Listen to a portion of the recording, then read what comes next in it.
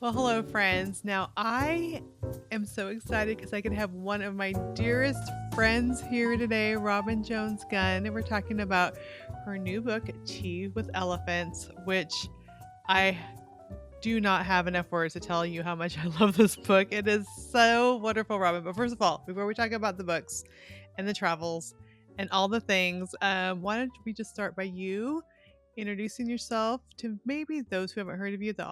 I don't know who that is, but maybe some person out there does not know who you are. So why don't you just introduce yourself? Well, Trisha, I'm we've known each other so long. It's kind of like Trisha could do all this for me. She could do 30 the whole years. interview with I could answer the really questions 30. probably. Yeah, And yeah, 30 yeah. years. Nathan Wow. just turned 30.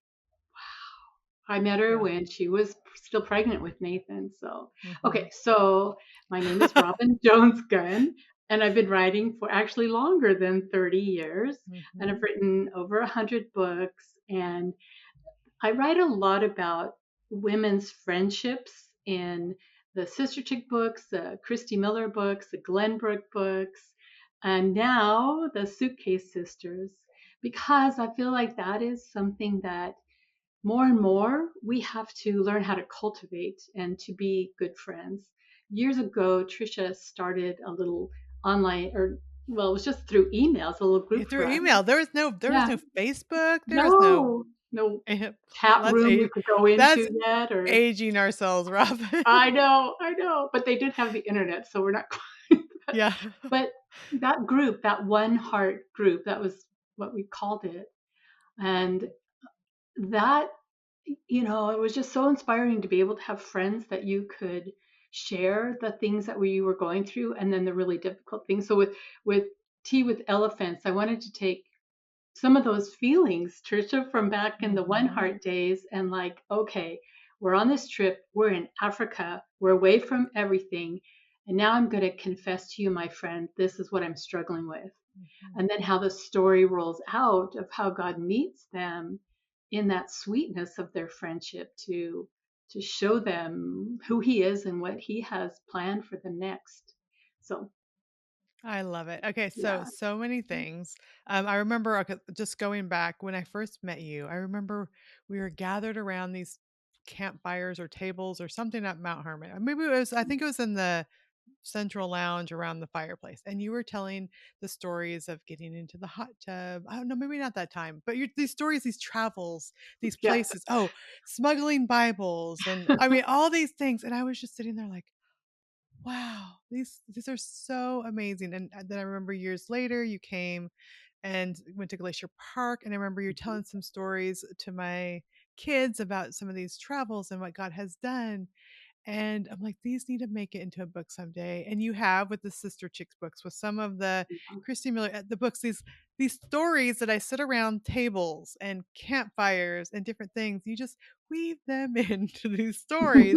And that's what I felt like when I was reading Tea with Elephants. It's like, oh, I remember. I know what she's talking about. I remember this story. And I love that, Robin, because it's so much your heart and it's so much your friendships and relationships, but it's with these characters. So in this case, it's Lily and Fern, who have been friends since they were both young and single and going on a mission together, and they're going to transform the world, all these things.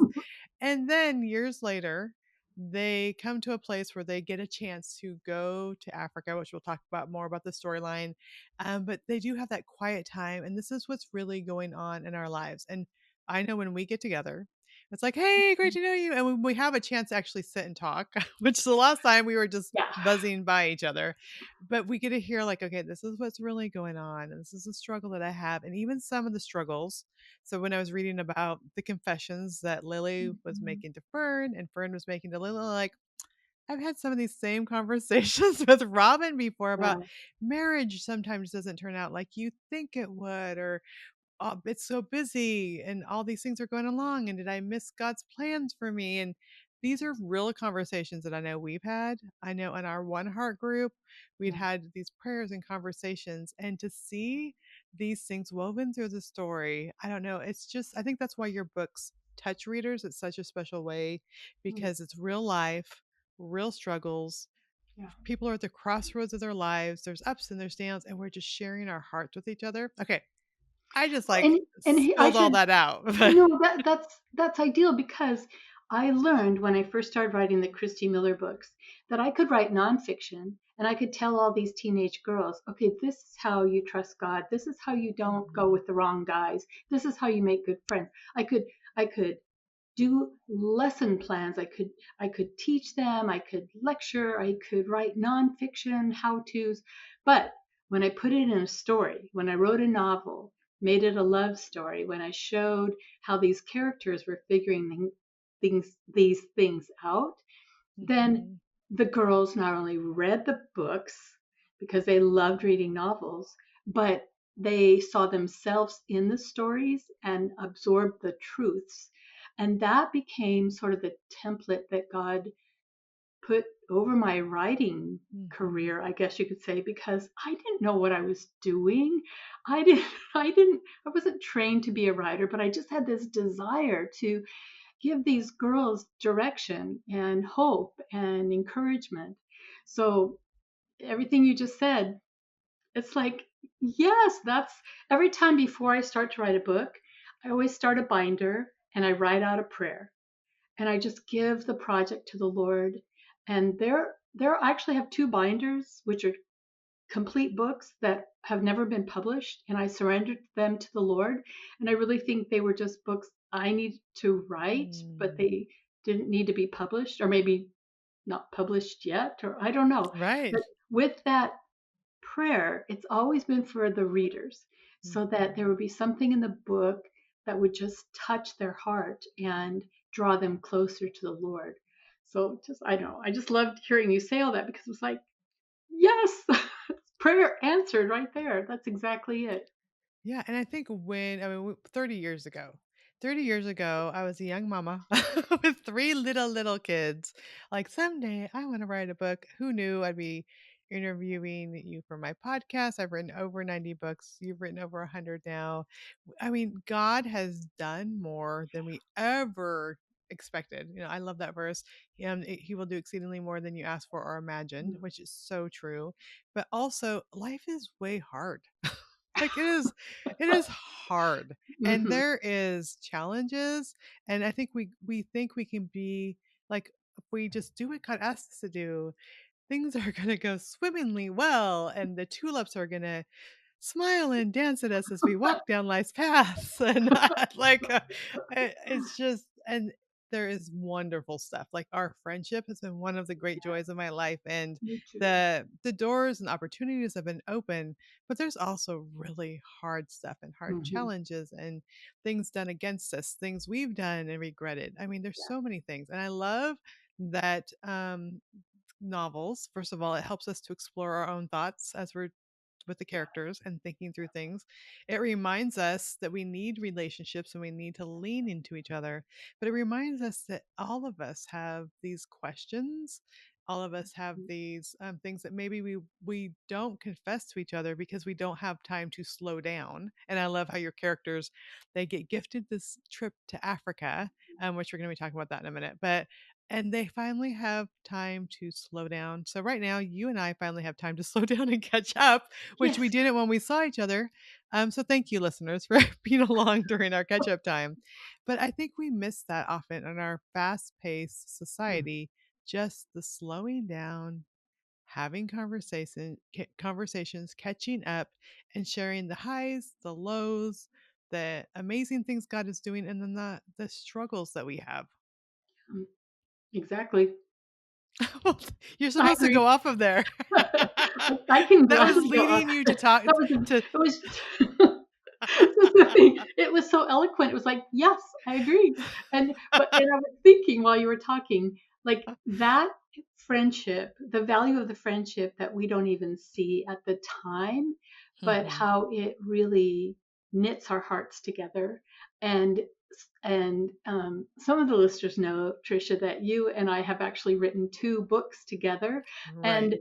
it's been such a ebb and flow experience because we both have the same heart for reaching these people that are writing letters to us and presenting their issues to us, and we're like, turn to the Lord and here's what he says, and let me, tell you the principles that are in his word. And then we both write novels. And I do remember when you very first started writing, and there is something that God put in you that's just natural. Like you really do have that. You hear the story and you see the Mhm. characters. But just that moment of surrender and the Mhm. beautiful story of how Anne was saying, hey, there's something here for you too, because you were traveling with friends and there Okay, was so another girlfriend. I just Yeah. texted this picture because I came across my Facebook memories, and I just Oh, sent it to Cindy, today, that in my Facebook memories, it popped up of me and Ann and Cindy on that trip, and I had gotten rejection and all these things, and I don't know why I'm not getting published, and all my friends are getting published, and okay, so here for those who are looking at the video, oh, look at there's Anne and Cindy and I, or me, Anne and Cindy, in Mhm. Prague. In Prague, Yep, at the of who course. knew that my daughter would be living there? She was like 5 at the time of this. I don't know, something. I know. It's like God have gave us these things, and it was that moment where I thought I knew what I wanted to write, and God's like, "No, we're actually gonna go over here." And it was surrender. It was And surrender, and it was with girlfriends. That's what's so it was extraordinary. with And that's why I girlfriends. really wanted to write Suitcase Sisters and have it be a series of books about women traveling together, because Mhm, something happens. You feel like you've stepped away from all the responsibility and everything else that occupies all your thoughts. And then there's just this vulnerability that happens. And for Anne to just say to you, I think this is what the Lord has for you, Trisha, and for mhm, you to receive that. That's, that's the gift of friendship that we are losing in our mhm, society, and we can get things done by text, and we can, who even makes phone calls anymore? We just, oh, I'll send you the link, oh, I'll copy you on that, and that communion, yeah, the interaction, like that's missing. So my characters have to take a trip for that to happen again, maybe some of us will just figure out how to just take a trip to the coffee mhm. shop and Yeah. Well, okay, spend thinking an about our hour. books. So we were laying poolside, Mhm. at a retreat when I'm like, "Robin, we're supposed to write together." I was literally napping, and I don't even Well, she know. was sound asleep. She popped up. I'm writing in my journal and seeking the Lord. What do you want me to write next? And Trisha just said, I think we're supposed to write a book together. And I said, oh, okay. What about? She said, no idea. Went back to sleep. And then we were in Montana, Hmm. also away together when we That's ran right. into Kelly Yep. and Toby with Yep. Joanna at the lodge, and that's when Yep. we knew we were gonna write Praying for Your Future Husband. So it is there's something to the Suitcase Sisters, There's Robin. something there. There You're is. I think you might be onto something here.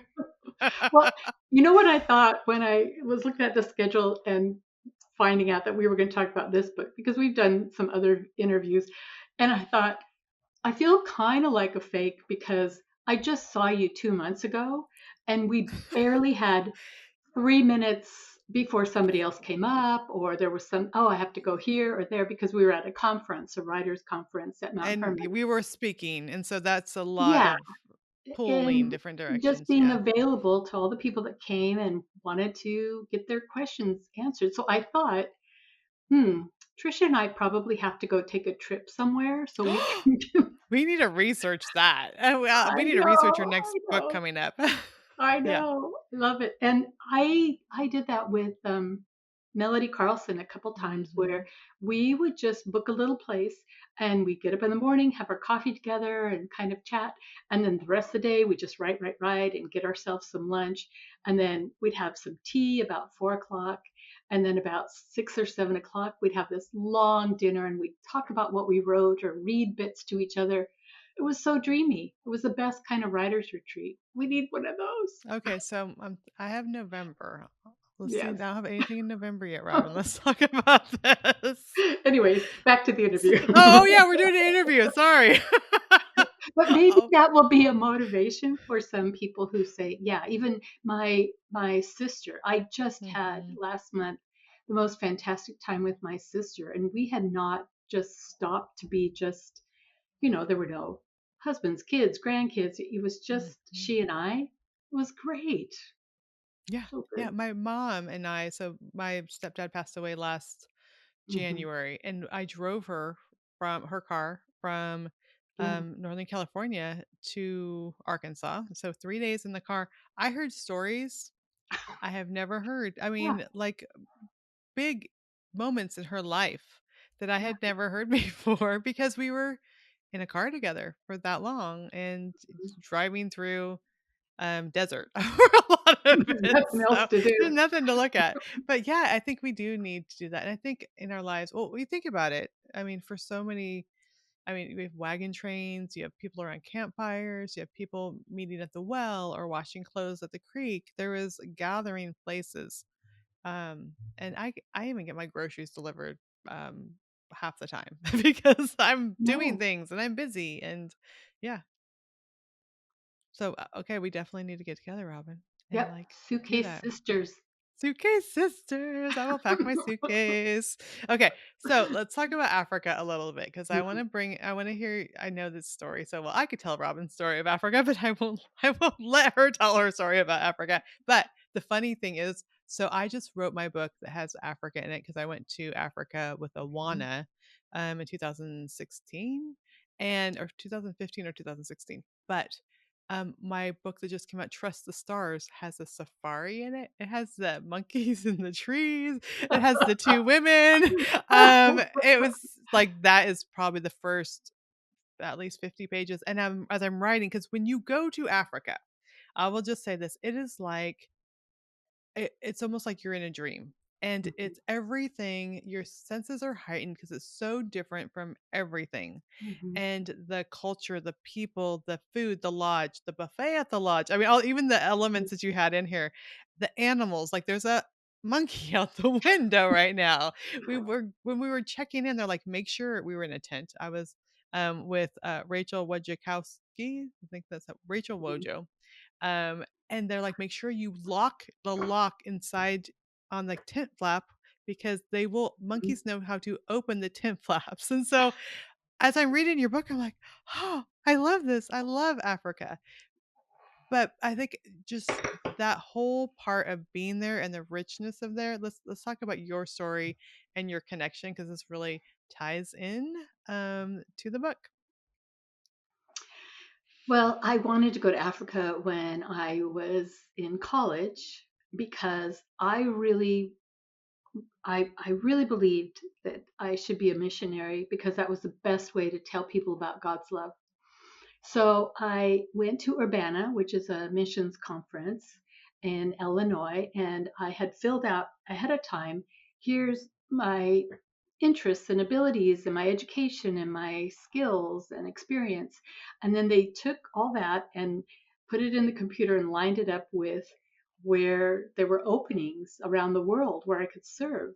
And I was so excited because I registered and then I got my printout of God's will for my life where I could go be a missionary. And I looked at it, and the first thing was a laundry supervisor in Nairobi, Kenya. That was not what I had in mind, but that's okay. I'm going to go. So I was teaching Sunday school at the time, and the girls in my Sunday school class, I said, okay, pray for me. I'm going to Africa. I'm going to, I've applied and everything's set and I don't know when I'm going to go, but just pray for me. And the girl said, why? Why are you going? We think you should just stay here and keep telling us stories. We love it when you tell us stories. And I kind of got in trouble for telling stories when I was growing up. So I never saw that as a positive thing. Like you just go on, just get to the point or. Oh, yeah. And so I saw that as a negative thing to be a storyteller. And so I waited and waited. And then I kept telling the girls, it kept growing every week. It was like, I am going to get a big basket. I'm going to put it on my head and I'm going to go down to the river and I'm going to wash those clothes. That's how you're The gonna do it in the women, river, yeah. the women of the village will all be singing and their babies will be sitting on the blankets. And, you know, a story. It just turned into a It story, and was then in your mind. Yeah, it like was you knew it was so exactly. clear. I could just see that space in Africa waiting for me. So I got the letter back, and it said, "We just don't think you have the qualifications to be the laundry supervisor for this, you know, ministry." So, I mean, when you're like 21 and you can't even wash clothes for Jesus, For Jesus. like I didn't think, And then you what told could I possibly everybody. do? Yeah, I told everybody because I was so sure. So I went back and I told the girls, like, you can stop praying. I'm not going. And they go, just tell us stories, just more stories, more stories. So then when after I married and my husband was a youth pastor, I knew that was who God wanted me to marry. I knew that was Mm. what I was to be doing. So I didn't understand what this Africa thing was, but whatever. But then he was the one who said, you need to do something with all these stories that you can make up on the spot. You need to go to a writer's conference. You need to learn how to write. And I went kicking and screaming, but yep, that's what God He had dropped you created off. me to do. Ross Yeah, dropped you off. he did. And I came home and said, these are my people. I can't wait. And right away I had a little article published. They paid me $10. It was just so exciting. So then as I was writing, the girls in our youth group were reading all these books that I did not think they should be reading because they're 13 years old and they're filling their heart with all these Mhm. stories that are not what I'm teaching them in Sunday school. And so then they challenged me and said, if you don't want us reading these books, then give us something else to read. And I looked and I bought everything I could find that would fall into that category of wholesome Christian fiction, God honoring stories. And this was quite a few years ago. And so And they after read they them. read the 5 books that were Yeah, there. yeah, that was about it. And they said, give us some more. I said, there aren't any more. And then they said, why don't you write some? And I'd already published articles and I'd written some children's books because we had two children and they were little. I And have those. I you have those do? board I books. love it. Yep, And little my board daughter books. Lauren just confessed that she stole all the Rosie Posy. Oh, She well, took them to her apartment. She's like, "Mom, I have to confess something." All the Rosie, and I read them every night. She's 21, Robin.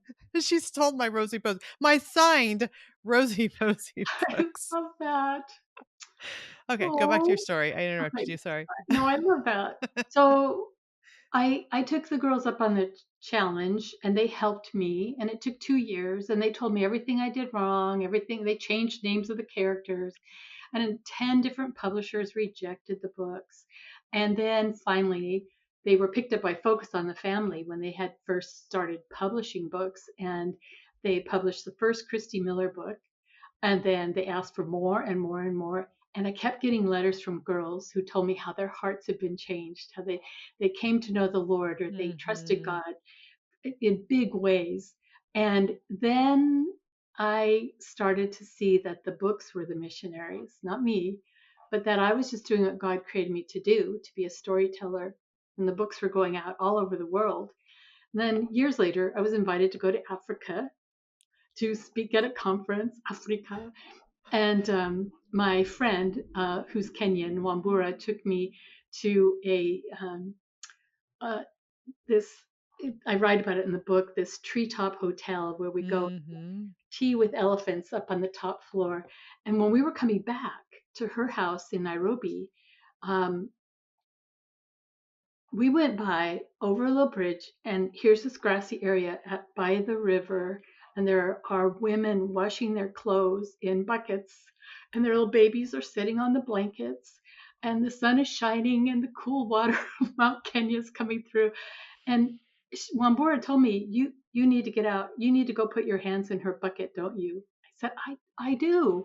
Because it'd been all these years, and I thought, that's what I was supposed to do. So I went up to the woman and said, Jambo, Swahili for hello. And I said, I can't explain it, but it has long been in my heart to wash clothes in Africa. And just like the girls in my Sunday school class, this woman said, why? I can't explain it. So I'm just washing her clothes on the land and I, get the suds off my hands and thank you. And all the women are just staring at me. And I got back They're to still telling that story the, I today. They're know like, they "This woman came up." we get back to the car and we drive off, and Bombora is really quiet. And then after a while, she said, "So that wasn't your bucket, was it?" And it was huge because I thought, how many women Mhm. think that they are supposed to be about something? They have their hands in the wrong bucket because they're trying to make something happen, make God pleased with them or happy. So that all was in my heart when I was writing Tea with Elephants, because I thought, here's these two characters who Mhm. at 18 were, as Trisha said, they went on this missions trip to Costa Rica, and they are going to go ye therefore into all the world and, preach the gospel, and they're going to change. And then nothing goes the way they thought it would go. And now here it is 20 years later. And so one of them is saying, I wonder, did I think all those years that I really Mhm. was a letdown, that I really didn't.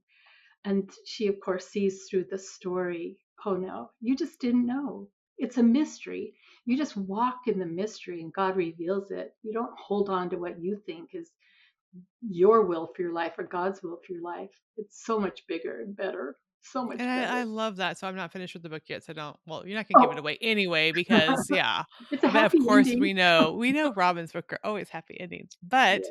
there I love the part, where Lily was asking, like, "I think I made a mistake. Like, don't you think I made a mistake?" And Fern's like, "Wait, why would you say that?" And I think there's so many times in our lives where, like, we end up in a place where like this is not how I thought things were going to be. This is not Yeah. the marriage or the job. We have both of those issues in this book. Hmm. The location where I live, whatever's going on, because things are hard. But that doesn't mean that's not part of the plan and that's not part of what God is doing. And often He will take those crossroads. And when we're at our weakest and we have those questions, if we turn well to each other and to Him, then we get to see Him work in amazing ways. But we have to humble ourselves. We have to connect with other people. We have to share our stories. We have to get confirmation from each other and mostly turn to God and Yeah. see the path. And we cannot, Robin, not talk about Suitcase Sisters without talking about the Czech Republic. I know. Um, because this is okay. So this is an amazing story. So should I tell my part or should you tell your Yeah. part first of the Yeah. Czech Republic? You want me to Go. tell my part first? Okay. Hmm. So my part of the Czech Republic is our friend that I was just showing the picture of, Anne and Cindy, our mutual friends. They both had book contracts, and I was the one that went to pub board, did not get the book contract, but they're like, "Come on our trip. There is something here for you." Well, Ryan Anne told me on the trip. She didn't tell me before the trip, but I Hmm. was just going for fun. And so we went to Amsterdam and Paris. We went through Germany. We got to the Czech Republic, and it was like we got there on the Charles Bridge. It was lightly raining. It was like glitter falling from the sky. There's a castle lit up, and there's something there. I'm like, this is how can I feel like at home in this place that is so so so different. So then, we as we were driving out, which we had trouble getting out of the country, they were protesting the the people from Austria were protesting the Czechs for building anyway, I won't tell go all the details, but we had trouble getting out. We had to go through this village. It was like this adventure to get out of the country. And I just felt like, oh, I don't want to leave. But on this border crossing, there's young women who were some of them on podcasts. There might be people listening. It was really sad to see young women, the positions they were putting themselves in to support themselves. Let's put it that way. Hmm. My heart was like connected to that country. I don't even know. We went to other places. I got my book idea in the next country in Austria, but something about the Czech Republic. I would pray about the Czech Republic. I felt drawn to the Czech Republic. I would think about the Czech Republic. And then we were doing Experiencing God with Henry Blackaby's his Bible study. And just like, what is God doing? I'm like, I don't even know what God's doing, but something like my heart is in the Czech Republic. Well, right around that time, years later, as I'm still thinking about the Czech Republic, a lady comes to our church, Montana church. There's no ethnic diversity of anything. Like it's just Yeah. cowboys. Like there's just and this lady starts speaking this accent. And I'm like, Sonia, where are you from? She's like, the Czech Republic. I'm like, oh my goodness, she's from the Czech Republic. Um, And so that was amazing. And then we were doing that Experiencing God Bible study, and Henry Blackaby said, if someone is in your congregation and they're from another country, then God is inviting you into that country through prayer, through something. And I'm like, I've Mhm. already been praying for this. And as I was sweeping after one of the Wednesday night dinners, um, getting ready to go into this Bible study, and Sonia was in that class with me. I was leading it. I heard mission trip to the Czech Republic. I'm like, that's it. We're supposed to go on a mission trip to the Czech Republic. I go in the class. My husband's also in this class. I'm like, we're supposed to go on a mission trip to the Czech Republic. God is confirming it. Sonia's here. Henry Blackaby just said last week that if there's someone in your church, and I was just, and John's like, we are. So we talked to the pastor. He's like, well, it sounds like God's doing something here. And so I said, we had a meeting. If anyone wants to go on, we had no mission. We had nothing. We had all we knew was like, okay, we're supposed to go out to the Czech Republic. All right, fast forward. We've been praying for like 6 months, put feelers out where we're supposed to go, reached out to mutual friends. The sister of a a friend, and she's like, her sister just moved there, and talked to her. Well, we don't really need anyone to come for a mission trip. About 6 months later, I get a phone call from this sister of the Oh, friend. God, my phone rang. The phone is ringing. God is confirming the Czech Republic. And they said, are you still interested in coming to the Czech Republic? And I said, yeah, we've been praying for like 6 months now. We have no idea what we're supposed to be doing, but we're praying, we're gathering, we're planning. And she says, because we have a team that was supposed to come from a different church. They just backed out. This was February. They're supposed to be here in June with like 20 people, 15 to 20 people. Can you come? And we said yes. We didn't have a penny raised, but we've been praying, and we went on a mission trip. So our 3 teens at the time went with us, and it was just like that first. If it would just stop there, I mean, that's just amazing, right? We get there, um, on as we're getting ready to go there, I kept getting these phone calls from a lady who kept calling when to talk to me about foreign exchange students. I'm like, I do not have time to talk to you about foreign exchange students or call you back because I'm raising money to go to the Czech Republic. Yes. And so finally, like on the third time, she left a message, and um, she said, I know you're trying to go to the Czech Republic. We have dozens of students from the Czech Republic we're trying to find homes for, and maybe God is sending one to your home, which we're like, oh, that makes sense. So we had Andrea for a year who taught my daughter Czech. Hmm. And my daughter also had lots of conversations about God and faith and knew about the culture of the Czech Republic. We go 3 more years. Leslie feels called to go there. She's a full-time missionary there. But the very first trip, I'm gonna pass it to Robin in a second. We're almost there. Love it. I love The very first trip, we go to this town. Um, Haradoskova, I don't even know how to pronounce it. it. Yeah. We're Bibles, passing out Bibles. It's half Czech, half English on the streets, talking with people, and just and passing out God's word on the street. And I'm like, like we are here. God put that little seed in my heart, and we are passing out God's word for free on the streets of the Czech Republic. Okay, Robin, I'm passing the story over to you. So I had been to that little town years earlier when it was Czechoslovakia and it was still closed. And that was when I really wanted to be a missionary. And I think I was 19 or 20, and I had gone to a Bible school in Austria. And one of my roommates and I were then invited to go and smuggle Bibles into Czechoslovakia. And we went through some really quick training and drove a vehicle that was loaded with Bibles. And we had to meet with a pastor of an underground church, and that was where he lived. And we went and had a set place to meet him. And in the middle of the night, we went out to this orchard outside the town, and there was a car waiting to receive. We had 16 garbage bags full of Bibles. And we knew that if he was caught, it would mean prison.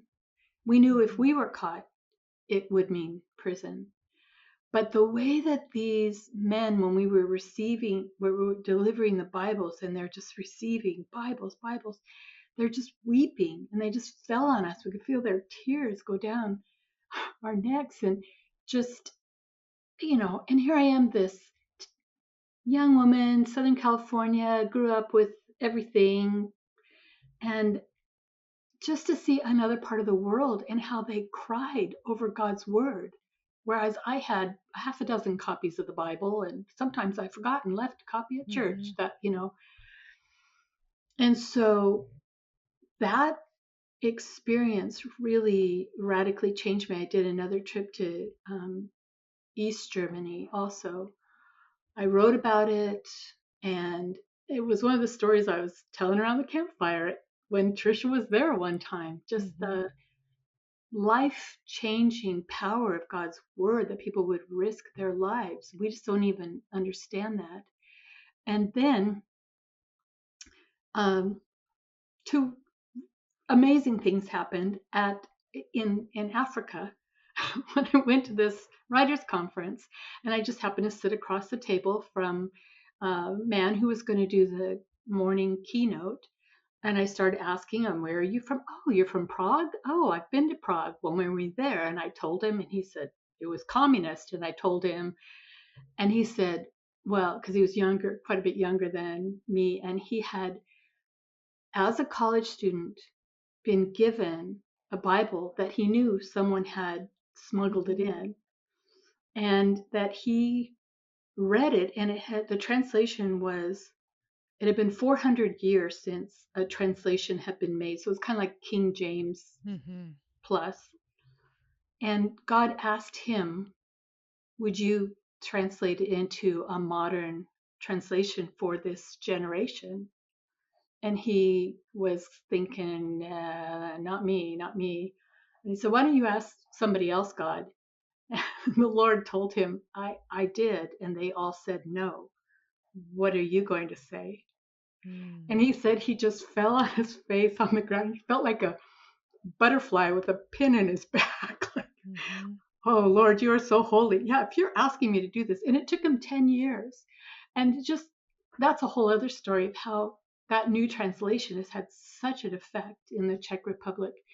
But then also at that conference, I met a man, and I saw on his name tag, he was very serious looking, and I knew when we brought the Bibles in that some of them were going to stay in that small town. Some were going on to Poland.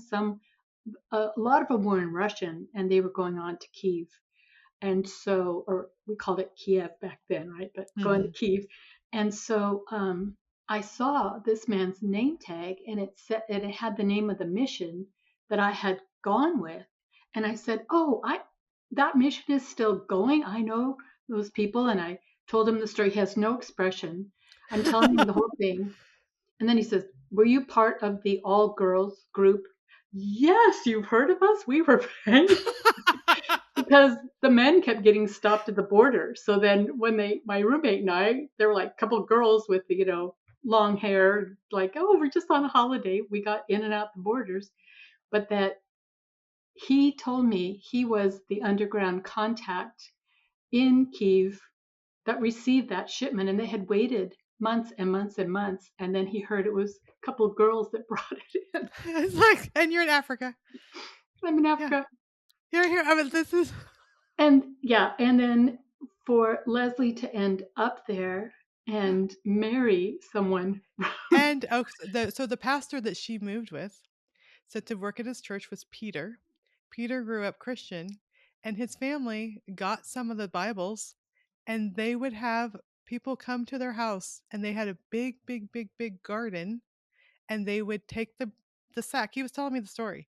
They would take the sack and they would put the Bibles on the bottom and put vegetables on the top. So when people came to get vegetables, they were taking the Bibles and then going out.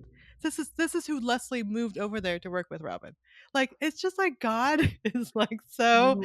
And so what I love is like he's like, wait till they figure this part of the story out. I know it's not done yet. It's not done yet. I remember going to Montana when Andrea was staying with you, Yes. and she started reading Christy Miller books because they were easy. They were like, she was in high Mm-hmm. school, but the books were Mm-hmm. for like 13-year-olds, and she could understand them. And it was just Yeah. really clearly presenting the gospel. It was, Yeah, and she accepted Christ. So, like, it's so funny because one missionary we talked to after she'd lived with us, but she didn't tell us right away. So, right yeah, around Valentine's Day, she put this thing on the wall. She like pinned this thing on the wall, and I'm like, "Oh, what's that?" It's in Czech, and she's like, "Oh, it's just I wrote a poem." Yeah.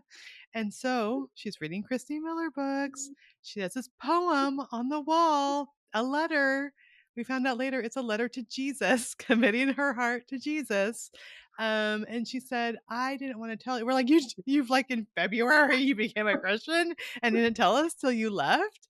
And she's like, "I didn't want to tell you because I wanted to make sure it was real for mhm, me and I wasn't just doing it to please you because I knew how you guys would react." And so yeah. she told us before she left. I like how many interwoven things. So Robin, so okay, this trip that we're supposed to be taking, I think it needs to be like a three generational, like Seriously, the seriously. girls in Mm, the camper smuggling Bibles, yeah.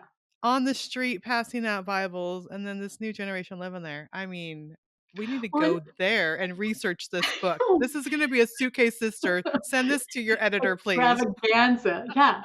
Because the thing is, and when I was writing the Sister Chick books, I would go to every country that I wrote about, and these amazing things would happen, and God stories, and so woven together. And I'd come back and write it, and then I'd turn it in, and my editor would say, I don't know if that's realistic. I don't know if that would really, but it really did happen. So we need to And go. so This is what we need to I'm not making go. it up. No, so we need to go and talk to. So Leslie knows Sasha, who did the Bible Yeah, translation. yeah, So she knows him. She like works yeah, with him all the time. Like yeah. you met him in Africa. My daughter knows him. And then the next Pete. time I saw Sasha was when he came to Maui because he knew people. There's a Czech guy at our church. And I'm looking at his Facebook page when we lived in Maui, and he's at the beach just down the street from where I lived. I mean, like, and I messaged him, "What are you doing here?" He's like, "Oh, I'm with Mark." And I, I'm like, "Come over." Where are you? I'm just up the street. Of course. Yeah. Yeah, and so we need to go talk to Sasha again. We need to go talk to Peter, whose family smuggled Bibles. Him and his Mhm. brothers and his sister are all in ministry. Him and his brother are pastors in churches. And then and Leslie. I mean, it's just like this. And so Hans's parents and grandparents have been Christian through communism, Yeah. through World War II. And so I told them like we need to sit down with your grandparents because they had like their, I don't know, 60th anniversary, 50th anniversary, and they had people come from all over that they helped support missions throughout the Czech Republic. I'm like, okay, we need to find out the story because they were able to stay Christians through this whole thing. So Mhm. I'm just Okay, saying, we've been but talking there's about more. this I getting know. together. There's What? What? there's more because what about Thomas? And then Thomas. And then Yes. Thomas, And and you that were there when we and I were was recording with there, and Thomas. my son was recording you interviewing Thomas, and I know it's too much for you. So okay, so I'll explain Thomas. this I'm glad you guys are here listening to our catching up. So Thomas, when I was there in the Czech Republic, Gabby, who was one of the people who took us to the town that we were handing out the free Bibles, Gabby was telling us you need to meet this man Thomas, who was on the Kinder transport with Mhm, Nicholas Winton, and taken. They put 600 and I think 69 children on trains. mhm, The English people prayed from Great Britain. They paid for their train passage, sent mhm, this money for passage, and they took 669 children and they basically foster cared them. And these moms had to put the kids on trains because they were headed to concentration camps and they knew, and so local pastors knew what was happening and they helped to get the children connected with these people in Great Britain and put them on trains. And so Thomas was one of those kids who Gabby told me about as we're passing out Bibles in the town that you were in. And it just so happened when I was going to interview Thomas that Robin was there because I needed someone in to Denver, videotape in random Denver, Denver, from in Maui to Denver. Denver, because I knew that Ross the My video, son. her son. My And so I son. contacted her to see if Ross can do video because I knew he was in that town. And she's like, actually, I'm going to be in that town too. You flew in that day I did. and came over and were there when we interviewed Thomas from Czechoslovakia, who was one of the children that was And rescued. you captured such a beautiful story of him, and he went to heaven very shortly So after the that. book, yeah, the book is Twice Rescued Child, and we got a publisher in London, and they had this like a normal due date, like a year. The books due a year from now, and I'm like, I don't think like he was relatively healthy at that time, but I'm like, I just that nudge in your heart, like Yeah. I need to do this. I'm like, how quickly can you get this book published? And they said, if you can, this was probably in like January, February. They said, if you can get it to us in 2 months, that like write a whole book in 2 months, we can have it out by um, November or December. And so we did. We got it there. He got to hold it. We interviewed him about the book. He got to see his story in print, which is when I called him. So this is the funny thing. I was praying because I've always have lots of book ideas. Lord, what do you want next? And he said, remember Thomas, who had lost his number. But I contacted the pastor's wife in the Czech Republic. She gave it to me. I called Thomas and I said, you don't know me, but Gabby from the Czech Republic gave me your number and I would like to write your story. He says, yes, okay. Can you begin today? Because I have been praying for a writer to call me. And he had been praying. It was like, okay. Yeah. He didn't ask who I Oh, was. there He you was like, are. I've been Hello. praying. He's like, yes, okay, you're ready to get started today. And he just started telling me his story. So, and you were there. And so I know. I know. when he was interviewed, so Robin, he passed away. So we were there in July, I think. Hmm. And he passed away. The book came out in October, November, and he passed away in January. So he got to see it right before. It was like all these little God nudges, I know. and the world is so much bigger and diverse and more beautiful than we can imagine, and also so Yes. much more interconnected because of God than we can imagine. Like we've Yeah. mentioned Denver, Maui, Africa, the Czech Republic, Austria, yeah, and then Montana, Yeah. and then California when we Yeah. I mean, this is all just in our catch up story time with Robin and Trisha as we talk about tea with elephants. So, Yes. all that to say, um, the glimpses of what God can do in people's lives in this novel are are because God's doing these things in real life in Mhm. people's lives. And that is what readers are going to find with all the Suitcase Sister Mm. novels, that it will be. I was just talking to my daughter about this yesterday, and she said, you give them a giggle, a cry, and a sigh. I go, yes, I love that. It's a little Mm. giggle because there's silly things that happen when you travel with friends. There always are. And a cry, like, oh, that really got to me.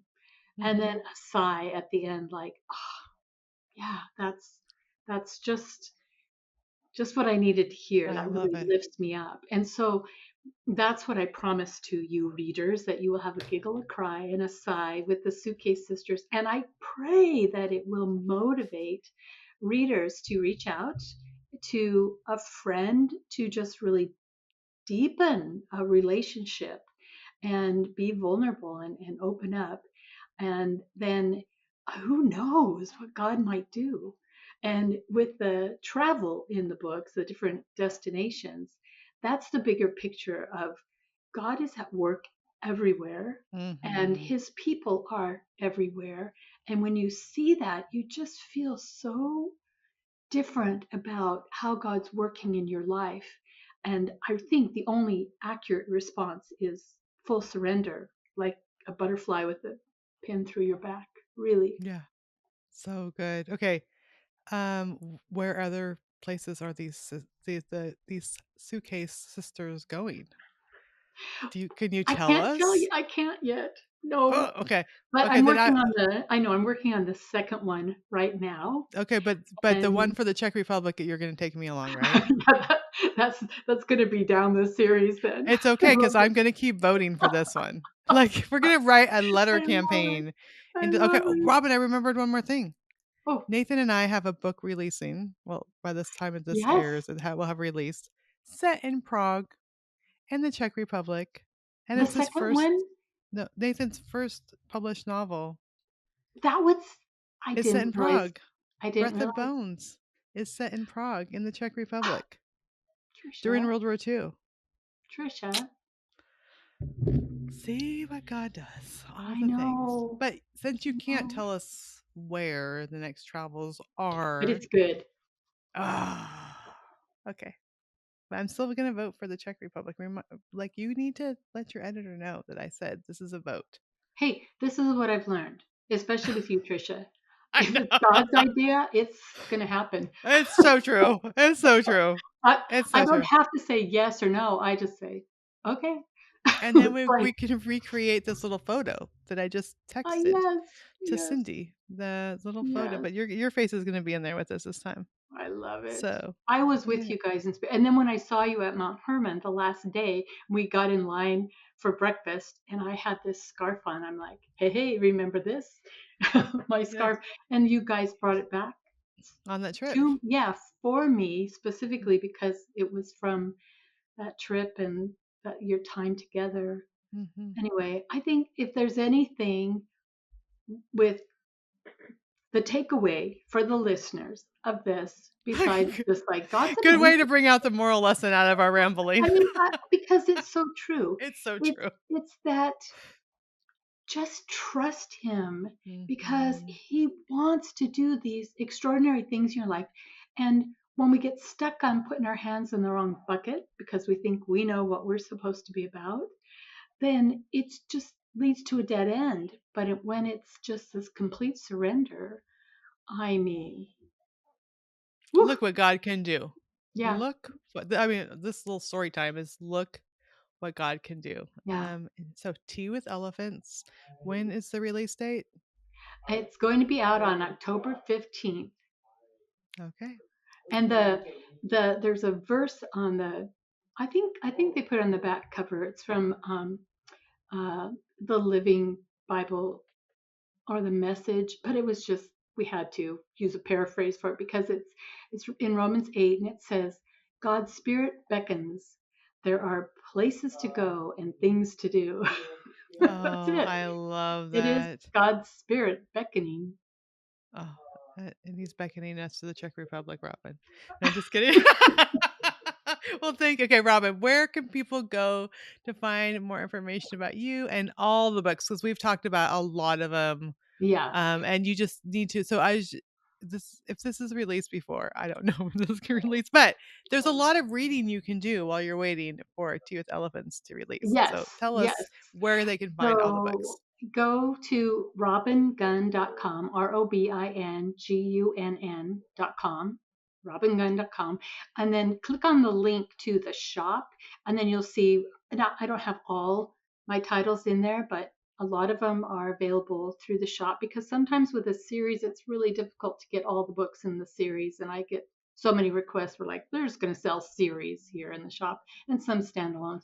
But then I love the way that Revell Publishers works with Baker Bookhouse, Mm-hmm. and they have fantastic discounts if you pre-order the books Yes, at Baker Bookhouse. There's a discount and free shipping, and they're just the best. they So are. that's a really good way to go ahead and place the order, even Just do before it the book today. comes out. Yeah, just Just do it. because after the book comes out, I don't think it's the same discount. I don't know No, you don't exactly. get the good discount. Yeah. Yeah.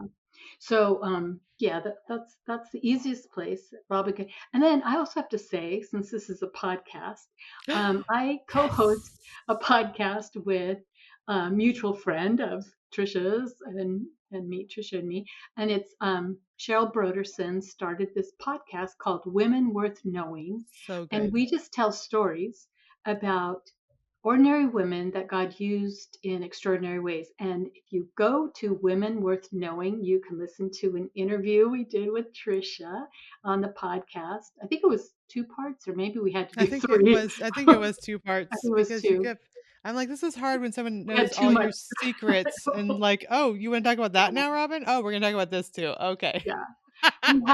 We have, a handful of contemporary women, but we do tell a lot of stories of Mhm. women from 100 years ago, and the women who kind of flew under the radar. Nobody really heard about them or knew what they were doing, and their stories are remarkable. Yeah, So, yeah, podcast listeners, Women Worth Knowing. I love it. Women and we'll have all the links to all these in the show notes, Yeah. but thank you, Robin. I love you so Oh, much. love you so much. And Thank thank you, you. listeners, for Yeah. going on our little story time. I hope that all you listeners feel like you're as much in our circle of friends of the one Exactly. heart, because really that's what God does. His spirit just Mhm. knits us together.